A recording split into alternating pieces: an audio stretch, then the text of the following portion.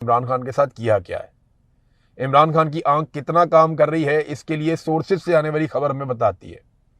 हुकूमत खुद कह चुकी है कि उनकी 85% आई साइट खत्म हो चुकी है। यह हुकूमत का अपना दावा है। अब इससे ज्यादा अगर और खत्म हो गई है तो फिर तो वो देखना 85-15% होता क्या है, कुछ भी नहीं। आप 15% देखने की कोशिश करें, 15% का विजन कुछ भी नहीं होता। आप सामने खड़े हुए आदमी को पहचान नहीं सकते। तो इमरान खान साहब कह रहे हैं कि मुझे नजर नहीं आ रहा, मेरी बहनों से कहो मेरे लिए आवाज उठाएं। जो डॉक्टर्स आए हैं मैं उनसे मुतमईन नहीं हूं, जो चेक करने के लिए आते हैं इमरान खान साहब को, उन्होंने कहा मैं उनसे मुतमईन नहीं हूं। डॉक्टर आसिम यूसुफ और डॉक्टर फैसल सुल्तान, इनसे कहा जाए कि मेरी ब्लड टेस्ट रिपोर्ट्स चेक करें। ये अलीमा खानम ने ट्वीट करके इमरान खान साहब के हवाले से बताया। नादरीन, एक बड़ी पॉजिटिव चीज हुई है। देखें, जब नेगेटिव थी तो मैंने उसको नेगेटिव बताया था, जब पॉजिटिव है तो फिर मेरा काम है कि मैं ये भी बताऊं कि अब वो चीज ठीक हुई है। शफीउल्लाह जान ने एक स्टेटमेंट दिया। उन्होंने कहा कि हम नून लीग से डबल जुल्म करेंगे, हम इनसे इंतकाम लेंगे। मैंने उस स्टेटमेंट के ऊपर वीलॉग किया और मैंने उसकी मजम्मत की कि अगर आपने भी आकर बदला लेना है और इंतकामी सियासत करनी है तो फिर तो ये सारा कुछ करने का फायदा ही कोई नहीं है। पाकिस्तान में किसी को किसी से इंतकाम नहीं लेना चाहिए, रूल ऑफ लॉ होना चाहिए। जमहूरियत बेहतरीन इंतकाम है, बेनजीर भुट्टो ने बात ठीक कही थी। जो असल में बात है वो तो पीपल्स पार्टी ने तो जमहूरियत कभी देखी ही नहीं।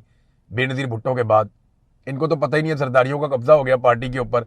इन्होंने बेनजीर का स्टेटमेंट लेके तो गेम उठा दी। बेनजीर ने कहा था कि जमहूरियत जो है वो बेहतरीन इंतकाम है, और अगर आप रूल ऑफ लॉ लेकर आए पाकिस्तान में तो हर जालिम से इंसाफ हो जाएगा। रूल ऑफ लॉ लाने की बात करनी चाहिए, इंसाफ की बात करनी चाहिए, एहतसाब की बात करनी चाहिए, गलत को गलत कहना चाहिए। जब आप इन चीजों की बात करेंगे ना तो ऑटोमेटिकली इन सारों का एहतसाब हो जाएगा। बजाय इसके कि आप कहेंगे हम बदला लेंगे। तो अच्छी बात यह है कि शफीउल्लाह जान ने इंतकामी कार्रवाइयों के अपने बयान की तरदीद कर दी है, और वो बयान उनका एक रद्द-ए-अमल के तौर पे था। उनका ये कहना है कि जैसे हमारे ऊपर जुल्म हो रहा है तो कभी कभी इस तरह का बयान हम रद्द-ए-अमल के तौर पे देते हैं। तो ये बड़ी अच्छी बात है कि फौरी तौर पे ना सिर्फ उन्होंने इस बात का इदराक किया कि जो स्टेटमेंट मैंने दिया वो स्टेटमेंट गलत है, और ये उसूल भी गलत है। अगर आज एक बदला ले रहा है, कल दूसरा लेगा, परसों तीसरा लेगा, तो मिलिट्री एस्टेब्लिशमेंट के लिए तो बड़ा आसान रहेगा। ये जर्नैल आपके सरों के ऊपर हमेशा अपने जूते रख के मुसल्लत रहेंगे। कभी एक सियासतदान दूसरे को मारेगा, दूसरा सियासतदान तीसरे को मारेगा, तीसरा फिर पहले को मारेगा, पहला फिर दूसरे को मारेगा, दूसरा फिर तीसरे को मारेगा, और ये इस तरह चलता रहेगा। और जर्नैल अपने जूते लेकर इनके सर के ऊपर सवार रहेंगे कि ये आपस में लड़ते रहे हमेशा और हमारा भला होता रहे, पाकिस्तान पे कंट्रोल हमारा रहे, इनको लड़ने के लिए इस्तेमाल करते हैं। तो अच्छी बात है, शफीउल्लाह जान साहब ने अपना स्टेटमेंट जो है उसकी तरदीद की है, और वो एक पॉलिटिकल कारकुन है। अभी उनका नया करियर है, सुहेल अफरीदी का भी नया करियर है। उनको ये सीखना पड़ेगा कि अगर पाकिस्तान में हकीकी जमहूरियत और हकीकी आज़ादी आ जाती है तो उसका मतलब है कि हर जालिम खुद ही अपने अंजाम को पहुंच जाएगा। हाँ, अगर कभी धमकी लगाने को बहुत ही ज्यादा दिल करे तो पाकिस्तान की मिलिट्री एस्टेब्लिशमेंट को और डिक्टेटर्स को और उनके तर्ज अमल को धमकी लगाएं। आप कहें कि ये लोग फ्रॉड हैं, आप कहें कि इन्होंने मुल्क पे कब्जा किया हुआ, आप कहें कि हम इनसे कब्जा छुड़ाएंगे और इनको कटहरे में लाकर खड़ा करेंगे, हर डिक्टेटर की कब्र का ट्रायल हम करेंगे, ये आप कहें, सुनने में भी बहुत अच्छा लगता है। और अगर कभी ये आप कर पाए तो ये तो बहुत ही अच्छी बात है। नाज़रीन, हफीजुल्लाह न्याज़ी साहब का भी प्रॉब्लम मिलता जुलता ही है। एक बड़े अच्छे लिखारी है, एक बड़े अच्छे वालिद भी हैं। वो हसन न्याज़ी से मेरी अक्सर बात होती थी तो वो अपने वालिद को बहुत ऊंची जगह पे हमेशा रेट करता है। मुझे याद है आज भी मालम जब्बा में मैं एक दिन गया फैमिली के साथ, तो वहाँ पे हसन न्याज़ी, वो बहुत जुनूनी नौजवान है, तो इसके हाथ लग गई वो स्कीइंग करने वाला वो सिस्टम होता है, वो जूते शूते होते हैं उनके नीचे, वो प्लेट्स होती हैं उनके साथ, ये स्कीइंग कर रहे होते हैं, वो सारा इक्विपमेंट इसके पास था। तो मैं देख रहा था कि ये कोई 15वीं-16वीं दफा ऊपर से नीचे आ रहा था, बेचारा पैदल चल के ऊपर जाता था, वो इतनी ऊपर, वहां से फिर स्कीइंग करता हुआ नीचे आता था। तो मेरे पास, अच्छा, एक दो दफा ये गिरा भी बहुत बुरी तरह, तो मैंने इसको जाके पकड़ा, इससे मेरी बातचीत हुई, तो कहता है मेरा तो ख्वाहिश है कि मैं अब्बा को यहाँ पे लेकर आऊँ। तो ये अपने वालिद से बहुत प्यार करता है और बड़ी अच्छी जगह पे रेट करता है कि वालिद ने बड़ी अच्छी तरबियत भी की है। बड़े अच्छे लिखारी भी हैं हफीजुल्लाह न्याज़ी साहब, बड़े अच्छे इंसान भी हैं, बड़े मिलनसार भी हैं। लेकिन एक उनका अजीबो गरीब ही तर्ज अमल है जो मैं हैरान होता हूं कि एक तरफ वो कहते हैं कि एस्टेब्लिशमेंट ने उन पर बहुत जुल्म किया। वो ये बताते हैं बड़े बारोब अंदाज में, एक सरकारी ऑफिसर ने जो मुलाजिम है उसने इन्हें कहा कि जाओ, जहां तक भागना भागो, ना कोई अदालत तुम्हारे बेटे का केस सुनेगी, और अगर कोई जज सुनेगा तो वो उसको लटकाएगा, तुम्हें इंसाफ नहीं मिलेगा, दौड़ लो जहां तक दौड़ना है।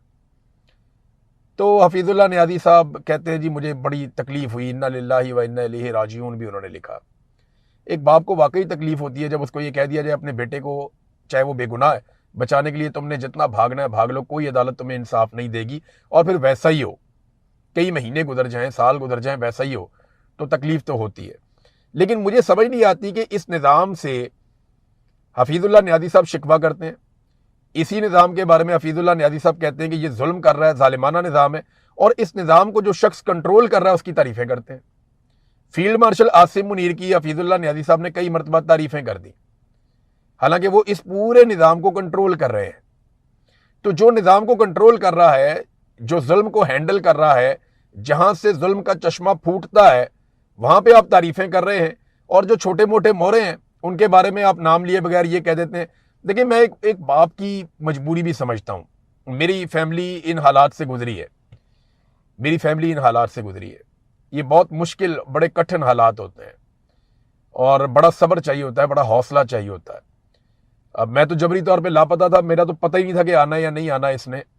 मेरे बारे में तो खबरें भी चला दी, यहाँ पे बहुत बड़े बड़े सहाफ़ी बैठे हुए हैं नाम पर, जिन्होंने कह दिया जी कि इमरान रियाज जो है वो दुनिया में नहीं रहा, मर गया। तो ऐसी ऐसी खबरें भी चला दी गई। तो बड़ी तकलीफ होती है फैमिली को। इनको तो चले पता है कि इनका बेटा कहाँ पे है, जेल में बंद है, किन हालात में है, पहले फौज ने रखा हुआ था, मिलिट्री कोर्ट ने उसको सजा दी है। लेकिन मैं ये समझता हूँ कि ये कितनी बड़ी तकलीफ होती है एक बाप के लिए। अल्लाह ताला आसानियां पैदा करे। लेकिन एक मेरी गुजारिश है कि जो लोग इस वक्त मिलिट्री एस्टेब्लिशमेंट में तनकीद कर रहे हैं, उनसे लड़ना मुनासिब नहीं है। जो आप नहीं कह पा रहे ना, जो आपके दिल के अंदर है, जो तकलीफ है आपके दिल के अंदर, वो ये लोग कह पा रहे हैं। तो जो कह पा रहे हैं, चाहे वो पाकिस्तान में है या पाकिस्तान के बाहर है, उनको ताने देने से बेहतर है कि उन्हें उनका काम करने दें। मैं जानता हूं आप भी वही सारा कुछ कहना चाहते हैं, लेकिन पाकिस्तान में रह के, खास तौर पे जब आपका बेटा अपना जेल के अंदर, और जवान बेटा है जिसके ऊपर आपने सारी जिंदगी इन्वेस्टमेंट की है, बड़ी कोशिश की है, और ऐसा लाइक बेटा है आपका, तो कोई बाप जो है, वो कोई बाप भी होगा, वो इसी सूरत में पहुंच जाएगा। लेकिन कम से कम जो लोग बोल रहे हैं उनको बोलने दिया जाए। क्या किया हुआ आप कहें कि हम इनसे कब्जा छुड़ाएंगे और इनको कटहरे में लाकर खड़ा करेंगे, हर डिक्टेटर की कब्र का ट्रायल हम करेंगे, ये आप कहें, सुनने में भी बहुत अच्छा लगता है, और अगर कभी ये आप कर पाए तो ये तो बहुत ही अच्छी बात है। नाज़रीन, हफीजुल्लाह नियाज़ी साहब का भी प्रॉब्लम मिलता जुलता ही है। एक बड़े अच्छे लिखारी है, एक बड़े अच्छे वालिद भी हैं। वो हसान नियाज़ी से मेरी अक्सर बात होती थी, तो वो अपने वालिद को बहुत ऊंची जगह पे हमेशा रेट करता है। मुझे याद है आज भी मालम जब्बा में वो, मैं एक दिन गया फैमिली के साथ, तो वहाँ पे हसान नियाज़ी, वो बहुत जुनूनी नौजवान है, तो इसके हाथ लग गई वो स्कीइंग करने वाला वो सिस्टम होता है, वो जूते शूते होते हैं उनके नीचे, वो प्लेट्स होती हैं, उनके साथ ये स्कीइंग कर रहे होते हैं, वो सारा इक्विपमेंट इसके पास था। तो मैं देख रहा था कि ये कोई 15वीं 16वीं दफा ऊपर से नीचे आ रहा था, बेचारा पैदल चल के ऊपर जाता था, वो इतनी ऊपर, वहां से फिर स्कीइंग करता हुआ नीचे आता था। तो मेरे पास, अच्छा, एक दो दफा ये गिरा भी बहुत बुरी तरह, तो मैंने इसको जाके पकड़ा, इससे मेरी बातचीत हुई, तो कहता है मेरा तो ख्वाहिश है कि मैं अब्बा को यहाँ पे लेकर आऊं। तो ये अपने वालिद से बहुत प्यार करता है, और बड़ी अच्छी जगह पे रेट करता है कि वालिद ने बड़ी अच्छी तरबियत भी की है। बड़े अच्छे लिखारी भी हैं हफीजुल्लाह नियाज़ी साहब, बड़े अच्छे इंसान भी हैं, बड़े मिलनसार भी हैं। लेकिन एक उनका अजीबो गरीब ही तर्ज अमल है, जो मैं हैरान होता हूं कि एक तरफ वो कहते हैं कि एस्टेब्लिशमेंट ने उन पर बहुत जुल्म किया। वो ये बताते हैं बड़े बारोब अंदाज में, एक सरकारी ऑफिसर ने, जो मुलाजिम है, उसने इन्हें कहा कि जाओ, जहां तक भागना भागो, ना कोई अदालत तुम्हारे बेटे का केस सुनेगी, और अगर कोई जज सुनेगा तो वो उसको लटकाएगा, तुम्हें इंसाफ नहीं मिलेगा, दौड़ लो जहां तक दौड़ना है। तो हफीजुल्लाह नियाज़ी साहब कहते हैं जी मुझे बड़ी तकलीफ हुई, इन्ना लिल्लाहि व इन्ना इलैहि राजिऊन भी उन्होंने लिखा। एक बाप को वाकई तकलीफ होती है जब उसको ये कह दिया जाए अपने बेटे को, चाहे वो बेगुनाह है, बचाने के लिए तुमने जितना भागना है भाग लो, कोई अदालत तुम्हें इंसाफ नहीं देगी। और फिर वैसा ही हो, कई महीने गुजर जाएं, साल गुजर जाएं, वैसा ही हो, तो तकलीफ तो होती है। लेकिन मुझे समझ नहीं आती कि इस निज़ाम से हफीजुल्लाह नियाज़ी साहब शिकवा करते हैं। इसी निज़ाम के बारे में हफीजुल्लाह नियाज़ी साहब कहते हैं कि ये जुल्म कर रहा है, जालिमाना निज़ाम है, और इस निज़ाम को जो शख्स कंट्रोल कर रहा है उसकी तारीफें करते हैं। फील्ड मार्शल आसिम मुनीर की हफीजुल्लाह नियाज़ी साहब ने कई मरतबा तारीफें कर दी, हालांकि वो इस पूरे निज़ाम को कंट्रोल कर रहे हैं।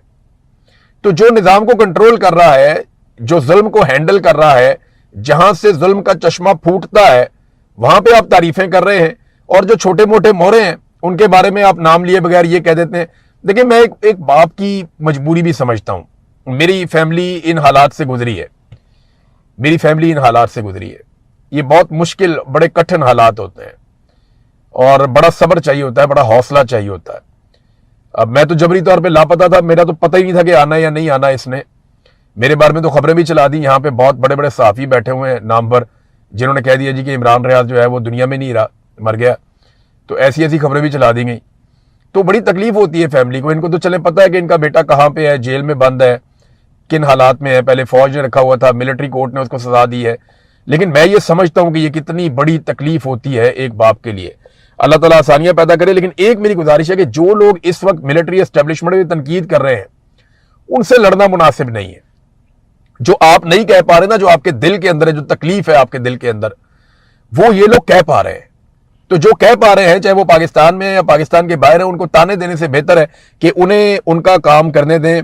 मैं जानता हूं आप भी वही सारा कुछ कहना चाहते हैं, लेकिन पाकिस्तान में रह के, खासतौर पे जब आपका बेटा अपना जेल के अंदर, और जवान बेटा है जिसके ऊपर आपने सारी जिंदगी इन्वेस्टमेंट की है, बड़ी कोशिश की है, और ऐसा लाइक बेटा है आपका, तो कोई बाप जो है, वो कोई बाप भी होगा, वो इसी सूरत में पहुंच जाएगा। लेकिन कम से कम जो लोग बोल रहे हैं उनको बोलने दिया जाए। अब नाजरीन, हमारी जो गवर्नेंस के पोल है ना पाकिस्तान के, वो हर दूसरे दिन खुल जाते हैं। गवर्नेंस के मजीद पोल भी खुले हैं। मैं आपको एक चीज बताता हूं, ये 5 दिन हो गए हैं। कोट अद्दू एक पंजाब का इलाका है, आप सब अच्छी तरह जानते हैं। मैं वहां बहुत आता जाता रहा हूं, मेरे दोस्त भी वहां पे रहते हैं कोट अद्दू में, और मैं उन्हें मिलने जाता था। बड़े ही शानदार लोग हैं कोट अद्दू के, बड़े डाउन टू अर्थ लोग हैं, बड़े अच्छे तरीके से मिलते हैं, बड़े प्यार से मिलते हैं। मुझे बहुत अच्छा लगता था जब भी मैं वहां जाता था। बड़े मेहमान नवाज लोग हैं। तो कोट अद्दू में एक इंसिडेंट होता है, एक शादी के ऊपर जा रहे होते हैं लोग, और एक रिक्शा पूरे का पूरा वो पुल के ऊपर से वो गिर जाता है नहर में।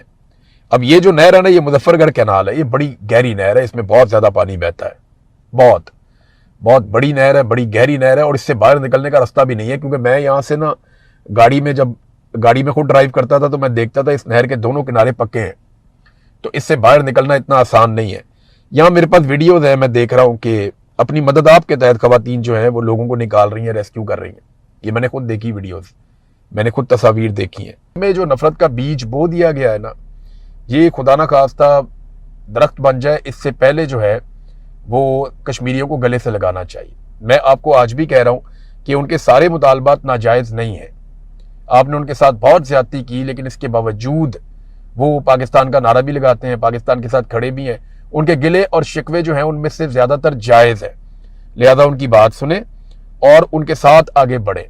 पाकिस्तान की शारग है कश्मीर, तो हमें ये बात सबसे ज्यादा खुद समझनी चाहिए।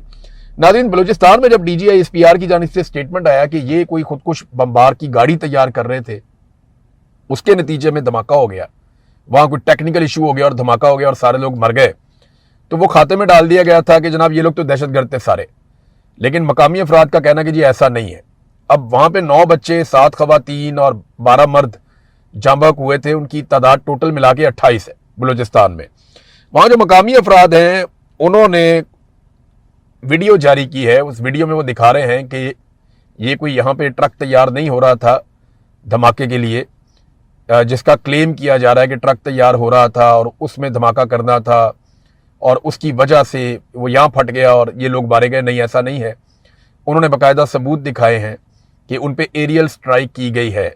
बल्कि वो पुर्जे जो एरियल स्ट्राइक के अंदर जो हथियार इस्तेमाल किए गए, उनके टुकड़े भी उन्होंने दिखाए और उन्होंने बताया कि हमारे ऊपर एरियल स्ट्राइक हुई है, फिजाई हमला हुआ है।